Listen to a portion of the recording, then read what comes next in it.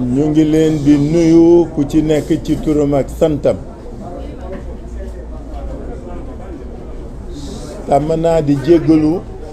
parce qu'à chaque fois on concède ou on accuse du retard mais defe naa bii tey yéen a tardé parce que 19h05 duggoon nañ ci salle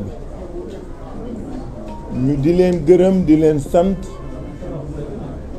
ci seen teewaay fii tey mu teewaay boo xam ni dañ koy rafetlu di leen gërëm parce que ñetti fan yi ñu génn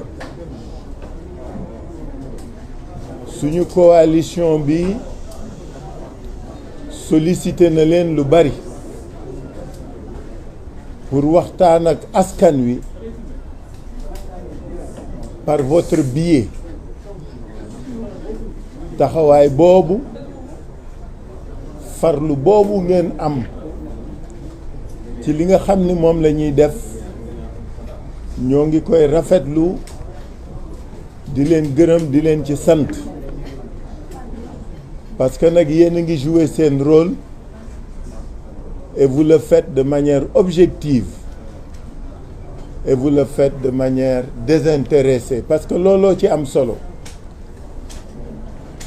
ñu rafetlu seen taxawaay tey fii après que ngeen daje ak suñu jigéen ñi qui de manière magistrale sous l'autorité de la Linguère Barack Aïda Mbodj l'honorable député Aïda Mbodj waxtaan na ak yéen mais surtout jëmale ko ci askan wi moo tax suñ leen wooyee léegi ngeen waroon laajte lu tax ñu woote waat li tax ñu woote waat dañu am démarche boo xam ni bu constante la depuis ba coalition bi am ak léegi dañ ne askan wee ñu ñor askan wee ñu tax jóg askan wi la ñuy yëngatul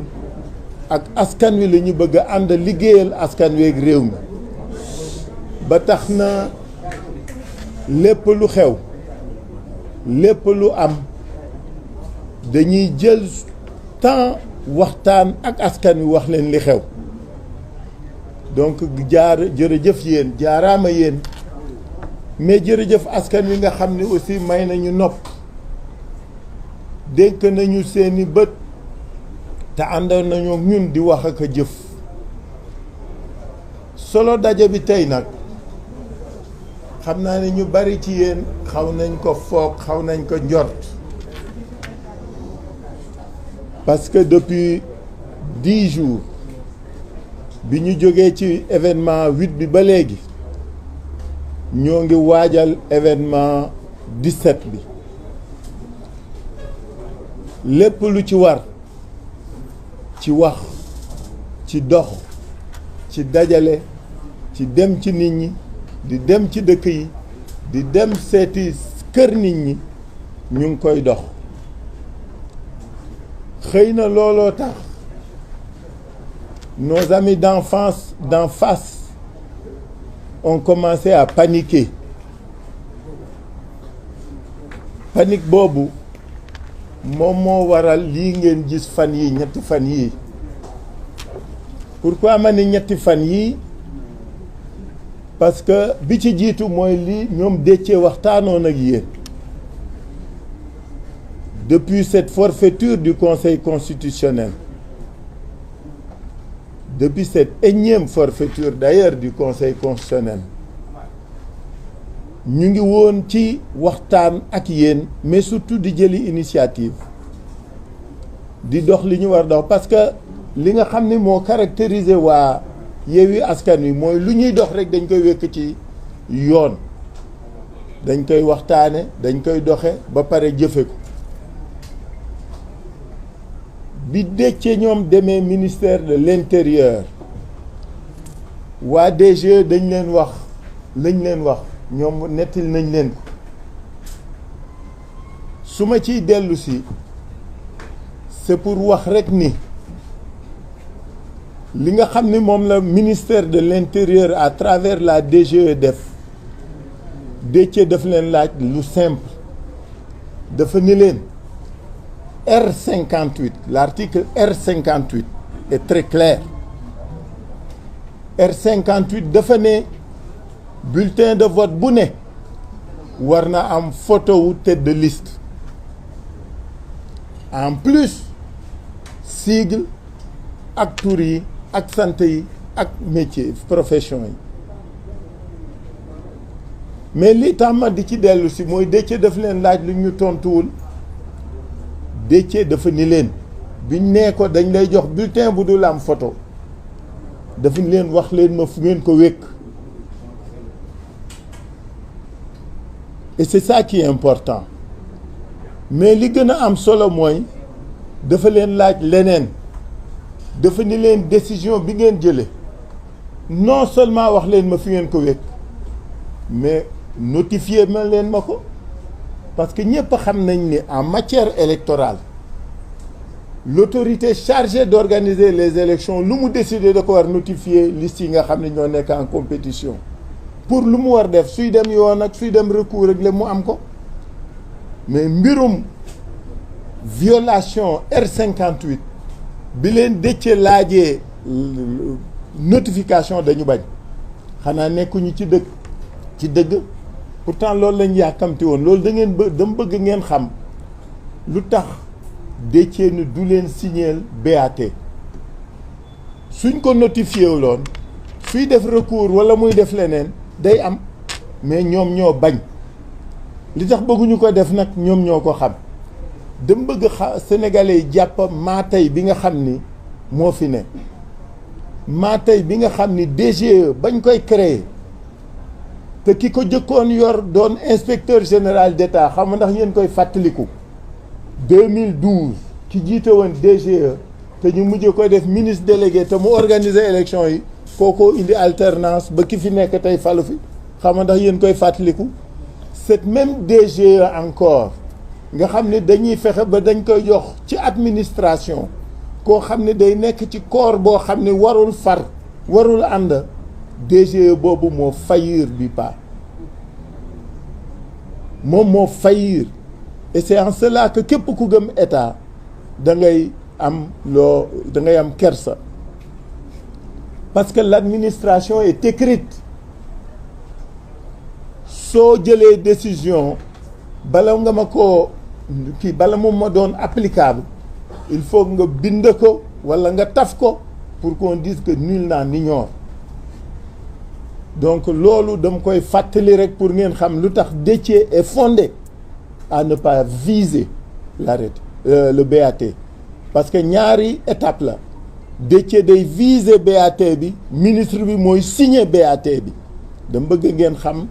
responsabilité ku nekk ci boobu processus mais expliquer na leen ko ñun la ñu laajoon la ñuy laajaat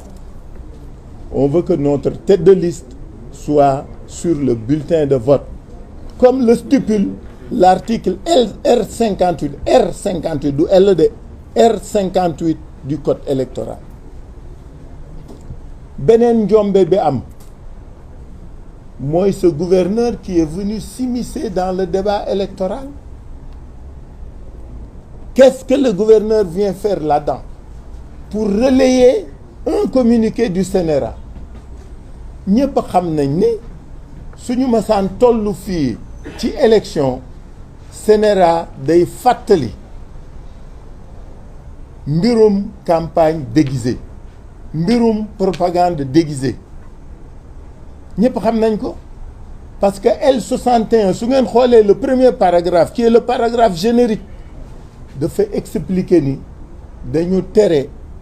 propagande déguisée à travers ou par le support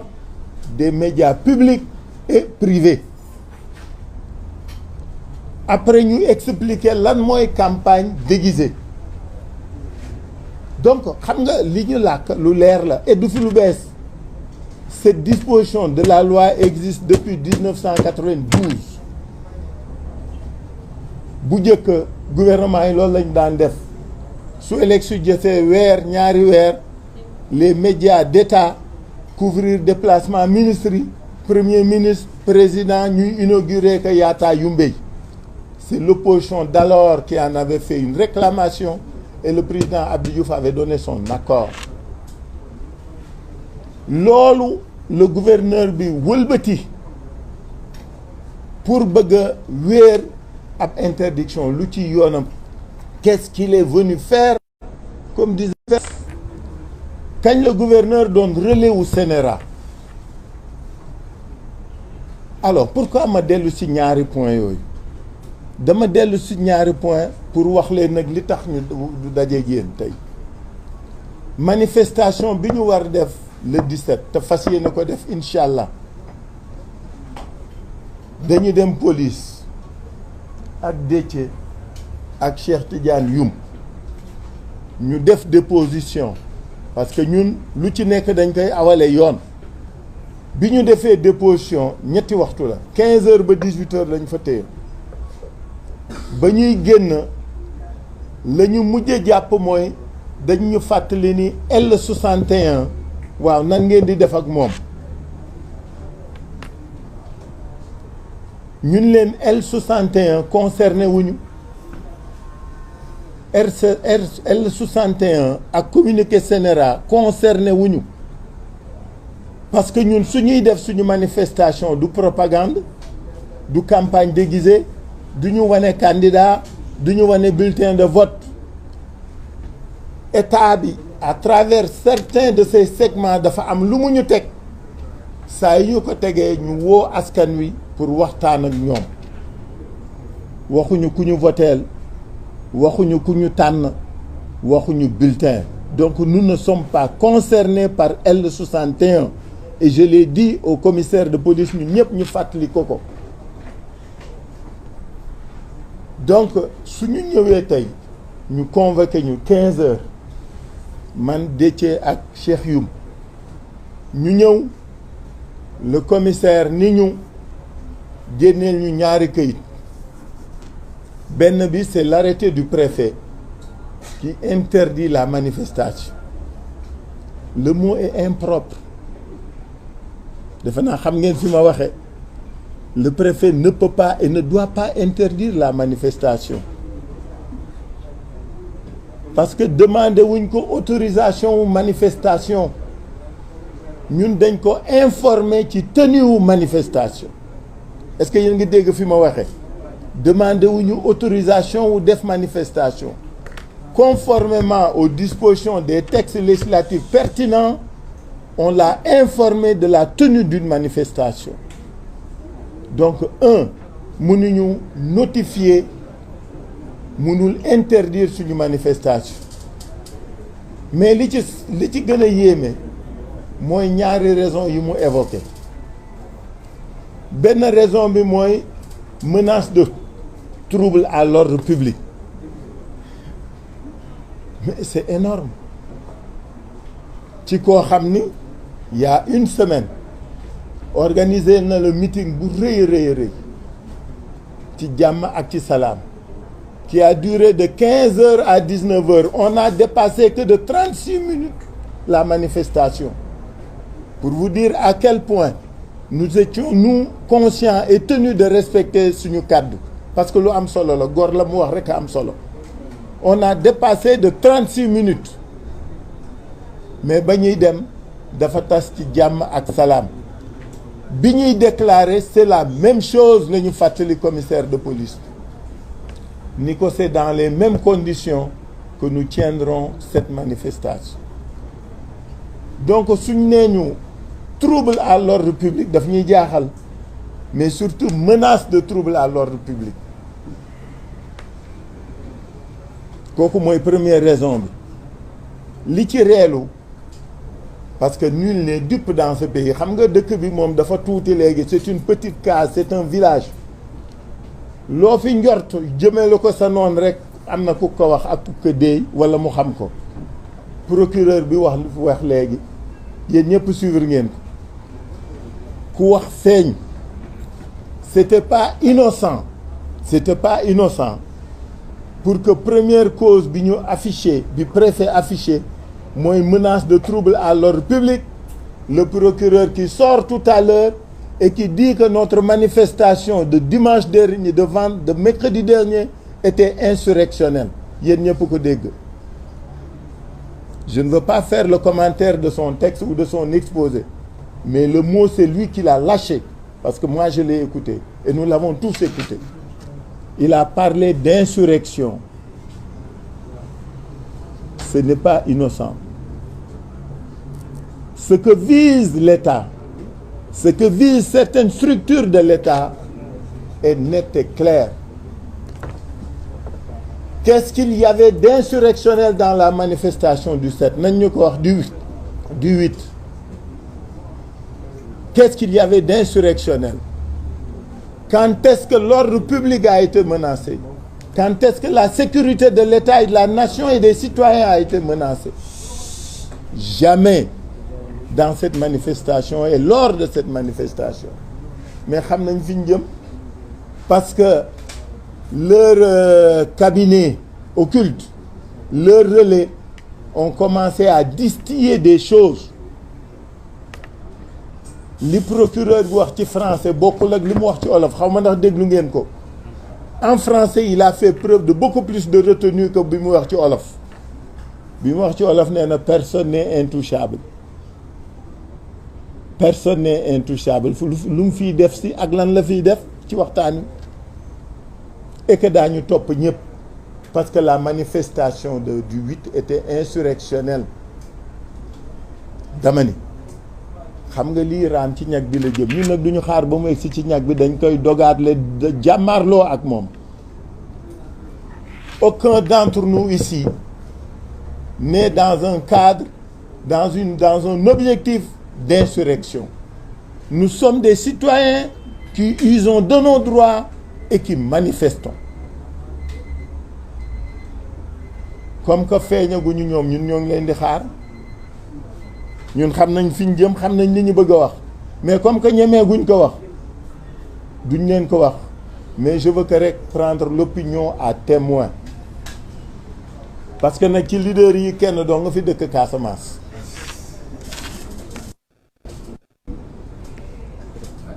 te muy Ousmane keneen di Ousmane. Vous avez compris ce que je veux dire. Donc dama bëgg ngeen disséquer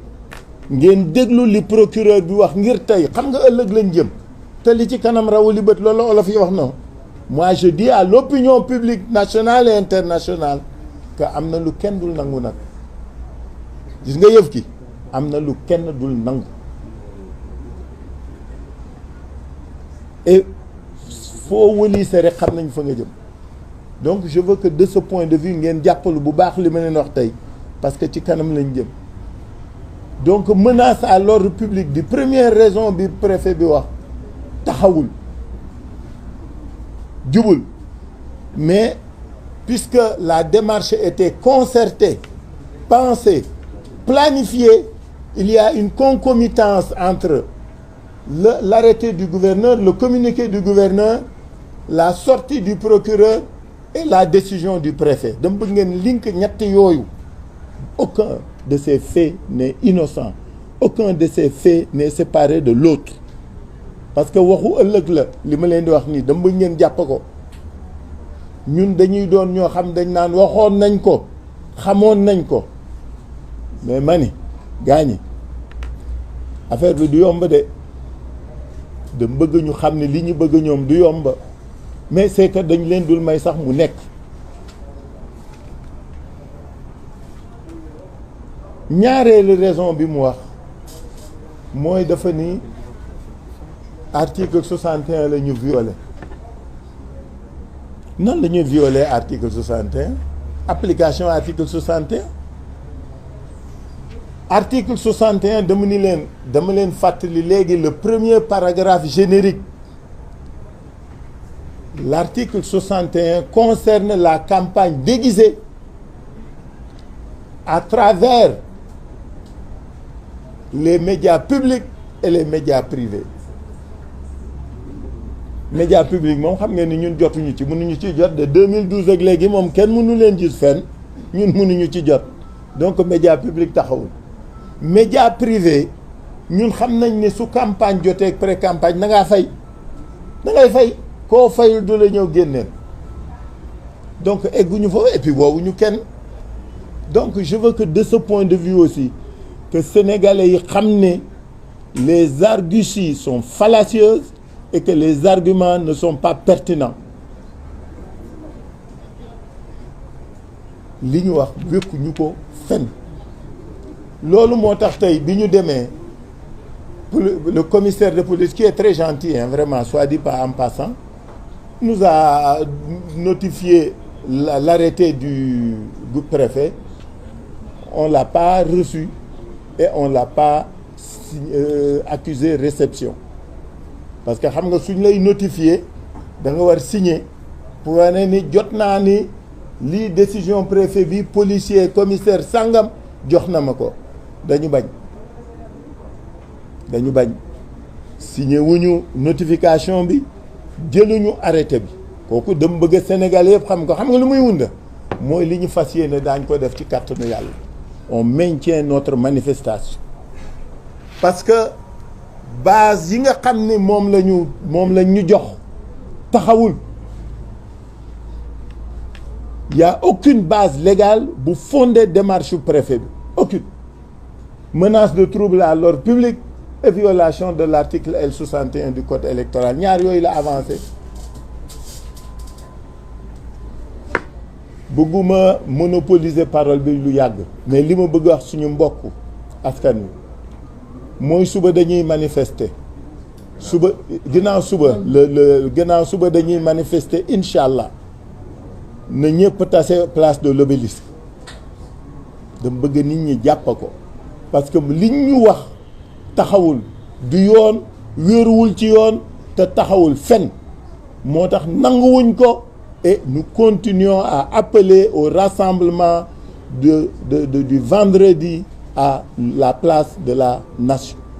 Que nul n'en ignore. Parce que nag xam nga li bëgg a soof ciif ki xam nga mooy lan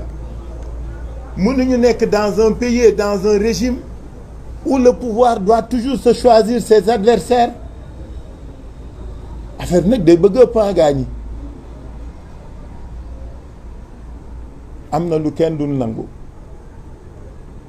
ñaar am na je vous ai dit depuis le départ il y aura jamais de troisième je l'ai dit je le répète